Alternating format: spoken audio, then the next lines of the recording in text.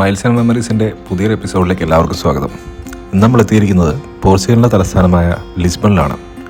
ഒരു കപ്പൽ യാത്രയ്ക്ക് വേണ്ടിയിട്ടാണ് ഞാനിപ്പോൾ ലിസ്ബണിലെത്തിയിരിക്കുന്നത്. ഏതായാലും ലിസ്ബണിലെത്തിയതിന് ശേഷം ഇവിടെയുള്ള സിറ്റി ഒന്ന് ചുറ്റിക്കറങ്ങി കണ്ടു കളയാമെന്ന് വിചാരിച്ചു. ഞാൻ താമസിക്കുന്നത് ലിസ്ബണിൻ്റെ ഹൃദയഭാഗത്ത് തന്നെയാണ്. അപ്പോൾ ഇവിടെ നിന്ന് കാൽനടയായി 10 മിനിറ്റ് സഞ്ചരിച്ചിട്ടുണ്ടെങ്കിൽ നമുക്ക് ലിസ്ബണിലെ യാത്രാ കപ്പലുകൾ വരുന്ന തുറമുഖത്തേക്ക് എത്താം. അതുകൊണ്ട് ലിസ്ബൺ പട്ടണം ചെറുതായി ഒന്ന് ചുറ്റിക്കറങ്ങുകയാണ്. ഇപ്പോൾ നമ്മൾ കാണുന്നത് ലിസ്ബണിലെ ഏറ്റവും പ്രശസ്തമായ പ്രാക്കാഡോ കൊമേഴ്ഷ്യോ എന്ന സ്ഥലമാണ്. ഇതിൻ്റെ അർത്ഥം എന്താണെന്ന് വെച്ചാൽ കൊമേഴ്ഷ്യൽ സ്ക്വയർ, അതായത് വ്യാപാരത്തിന് വേണ്ടിയിട്ടുള്ള ഒരു ഏരിയ. പണ്ട് കാലത്ത് വിദേശ കപ്പലുകൾ വരികയും കച്ചവടങ്ങൾ ധാരാളം നടന്നുകൊണ്ടിരിക്കുകയും ചെയ്തിരുന്ന ഒരു സ്ഥലമായിരുന്നു ഇത്. യൂറോപ്പിലെ ഏറ്റവും പഴയ നഗരങ്ങളിലൊന്നാണ് ലിസ്ബൺ.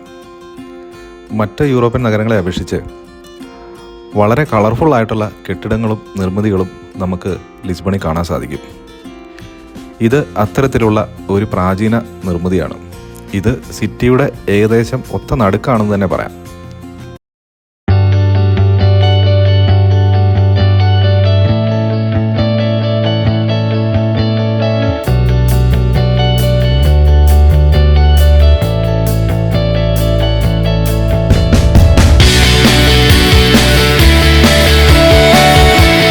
ലിസ്ബൺ പട്ടണം ചുറ്റിക്കറങ്ങിക്കൊണ്ടിരുന്നപ്പോൾ തന്നെ അങ്ങ് അകലെ നിന്ന് നമ്മുടെ കപ്പൽ തുറമുഖത്തെ ലക്ഷ്യമാക്കി വരുന്നത് കണ്ടു. നോർവീജിയൻ ക്രൂസ് ലൈനിൻ്റെ അക്വ എന്ന കപ്പൽ പ്രൈമ കാറ്റഗറിയിൽപ്പെട്ട ഏറ്റവും പുതിയ ക്രൂസ് ഷിപ്പാണ്. 2025 ഇത് ലോഞ്ച് ചെയ്തത്. 20 നിലയോടുകൂടിയ പ്രൗഢഗംഭീരമായ ഒരു ഒഴുകുന്ന കൊട്ടാരമാണ് നോർവീജിയൻ അക്വ. അപ്പോൾ പതുക്കെ കപ്പലിലേക്ക് പോകാനായിട്ടുള്ള തയ്യാറെടുപ്പുകൾ തുടങ്ങി. ഒരു വിമാനത്തിൽ നമ്മൾ ചെക്ക് ഇൻ ചെയ്യുന്നത് പോലെ തന്നെയാണ് ഒരു കപ്പലിലും നമ്മൾ ചെക്ക് ഇൻ ചെയ്യുന്നത്. ആദ്യമായി കപ്പൽ കമ്പനിയുടെ വെബ്സൈറ്റിൽ പോയിട്ട് നമ്മൾ ഓൺലൈനായിട്ട് ചെക്ക് ഇൻ ചെയ്യണം. അവിടെ നമുക്ക് പാസ്പോർട്ടിൻ്റെ ഡീറ്റെയിൽസ്, വിസയുടെ ഡീറ്റെയിൽസ് എല്ലാം ചോദിച്ചതിന് ശേഷം അവരൊരു ബോർഡിംഗ് പാസ് നമുക്ക് തരും. ഓൺലൈൻ ചെക്ക് ഇൻ ചെയ്ത റെസീറ്റുമായി നമ്മൾ പോർട്ടിലേക്ക് എത്തുക. അവിടെ നമ്മുടെ കയ്യിൽ പാസ്പോർട്ടും ബുക്കിംഗ് കൺഫർമേഷനും ഉണ്ടാവണം. ആദ്യമായിട്ട് അവർ നമ്മുടെ അടുത്തുനിന്ന് ലഗേജ് ചെക്ക് ഇൻ പോയിന്റിൽ തന്നെ കളക്ട് ചെയ്യും. ഈ ലഗേജ് നമ്മുടെ റൂമിൽ നേരിട്ടെത്തുകയാണ് ചെയ്യുന്നത്. ഹാൻഡ് ലഗേജ് അല്ലെന്നുണ്ടെങ്കിൽ നമ്മുടെ ഒരു ബാക്ക് പാക്ക് മാത്രമേ കപ്പലിലേക്ക് നമുക്ക് കൊണ്ടുപോകാൻ പറ്റത്തുള്ളൂ. അതിനുശേഷം പാസ്പോർട്ടും ടിക്കറ്റും ചെക്ക് ചെയ്യുന്ന ഒരു ഏരിയ ഉണ്ട്. അവിടെ പോയി നമ്മുടെ പാസ്പോർട്ടും വിസയും പിന്നെ ക്രൂസിൻ്റെ കൺഫർമേഷനും എല്ലാം ചെക്ക് ചെയ്തതിന് ശേഷം ഒരു സെക്യൂരിറ്റി സ്ക്രീനും കൂടെ കഴിഞ്ഞതിന് ശേഷമാണ് കപ്പലിലേക്ക് കയറുന്നത്. അവിടെ നമുക്ക് സ്പെസിഫിക് ആയിട്ടുള്ള ബോർഡിംഗ് സോൺ ഉണ്ട്. അവിടെ പോയിട്ട് വേണം നമ്മൾ കപ്പലിലേക്ക് കയറാൻ. ഇതാണ് കപ്പലിൻ്റെ ലോബി എന്ന് പറയുന്ന സ്ഥലം. ഒരു ഹോട്ടൽ ലോബി എങ്ങനെ ഇരിക്കുമോ അതുപോലെ തന്നെയാണ് കപ്പലിൻ്റെ ലോബിയും.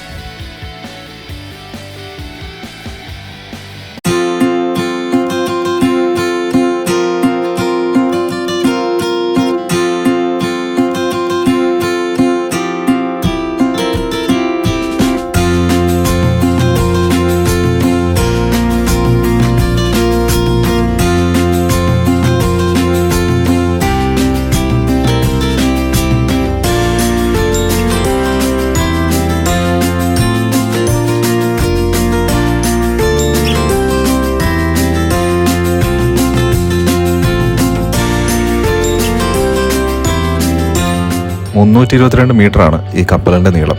ഏകദേശം 3500 യാത്രക്കാരെ ഒരേ സമയത്ത് ഉൾക്കൊള്ളാൻ ഈ കപ്പലിന് സാധിക്കും.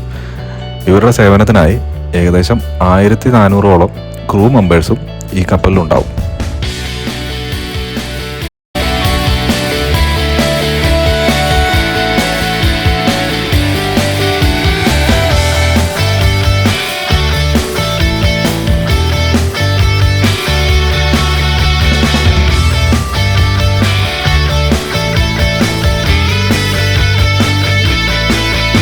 പതുക്കെ നമ്മൾ റൂമിലേക്ക് പോവുകയാണ്.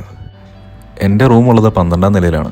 ഓഷ്യൻ വ്യൂ ബാൽക്കണി എന്ന ഒരു റൂം കാറ്റഗറിയാണ് എനിക്ക് അസൈൻ ചെയ്തിരിക്കുന്നത്.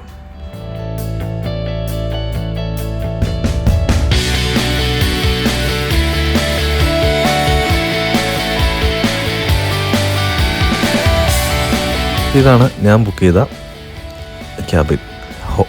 ഹോട്ടലിലാണെന്നുണ്ടെങ്കിൽ റൂമെന്ന് പറയും, കപ്പലിലാണെന്നുണ്ടെങ്കിൽ ഇവിടെയുള്ള മുറികൾക്ക് ക്യാബിൻ എന്നാണ് പറയുന്നത്. ഞാൻ ബുക്ക് ചെയ്ത ക്യാബിൻ്റെ പേര് ഓഷ്യൻ വ്യൂ ബാൽക്കണി എന്നാണ്. അതായത് ഒരു കപ്പലിൽ പലതരത്തിലുള്ള റൂമുകളുണ്ട്. Inside straight room with ocean view, പിന്നെ balcony, ocean view balcony, suite റൂമുകൾ, ഇങ്ങനെ പലതരത്തിലുള്ള റൂമുകൾ, അതായത് ക്യാബിനുകൾ ഒരു ഷിപ്പിനകത്തുണ്ട്.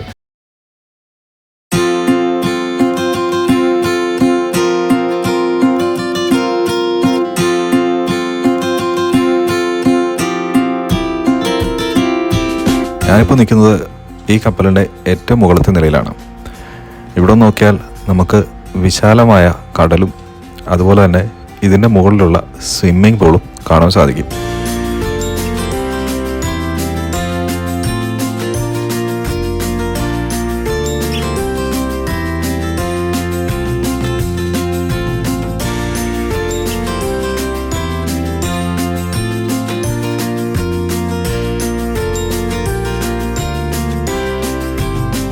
ഒരു എയർപോർട്ടിലുള്ളതുപോലെ തന്നെ ഒരു കപ്പലിനുള്ളിലും അതിവിശാലമായ ഒരു ഡ്യൂട്ടി ഫ്രീ ഷോപ്പിംഗ് ഏരിയ ഉണ്ട്.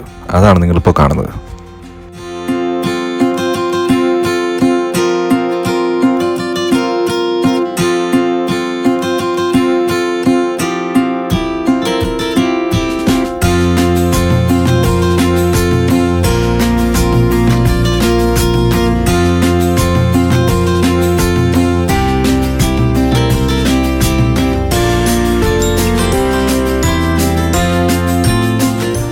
കുട്ടികൾക്കും മുതിർന്നവർക്കും ഒരേപോലെ ഉപയോഗിക്കാൻ പറ്റുന്ന ഒരു ഗെയിമിംഗ് ഏരിയ ഈ കപ്പലിനകത്തുണ്ട്. അതിവിശാലമായ ഏരിയയിൽ പലതരത്തിലുള്ള ഗെയിമുകൾ നമുക്ക് കാണാം. ഇത് മാത്രമല്ല, കപ്പലിൻ്റെ ഏറ്റവും മുകളിലായി ഒരു വലിയൊരു തീം പാർക്കും ഇവർ ഒരുക്കിയിട്ടുണ്ട്.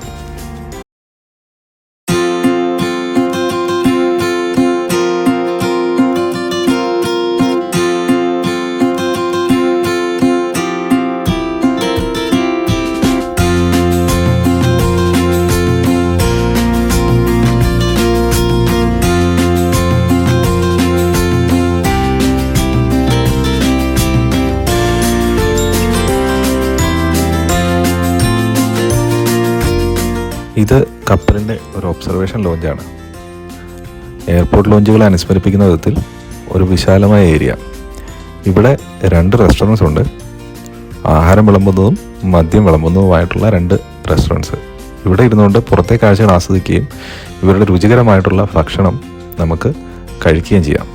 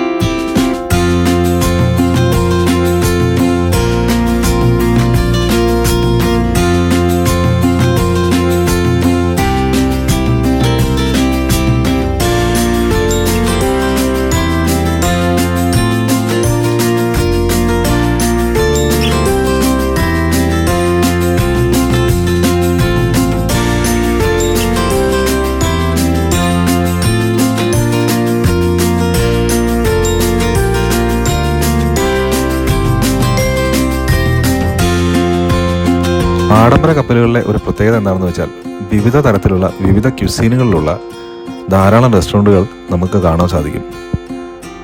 അപ്പോൾ അതുപോലുള്ള ഒരു റെസ്റ്റോറൻറ്റ് ഒന്ന് കണ്ടു കളയാം എന്ന് തീരുമാനിച്ചു. വളരെ വിശാലമായ ഒരു ഏരിയയിൽ വിവിധ തരത്തിലുള്ള ഭക്ഷണങ്ങൾ വിളമ്പുന്ന വിവിധ തരത്തിലുള്ള റെസ്റ്റോറൻറ്റുകൾ.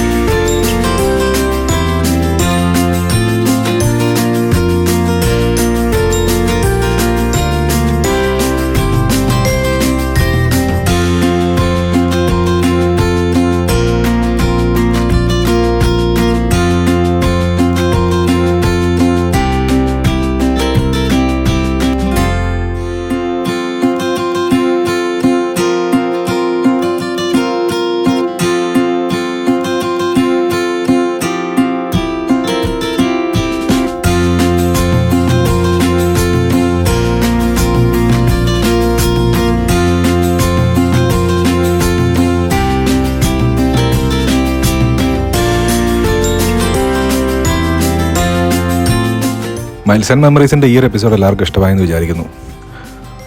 അപ്പോൾ പുതിയൊരു യാത്രയും പുതിയ വിശേഷങ്ങളുമായി വീണ്ടും കാണുന്നവരെ യാത്രകൾ തുടരാം, ഓർമ്മകളായി വെക്കാം. നന്ദി, നമസ്കാരം.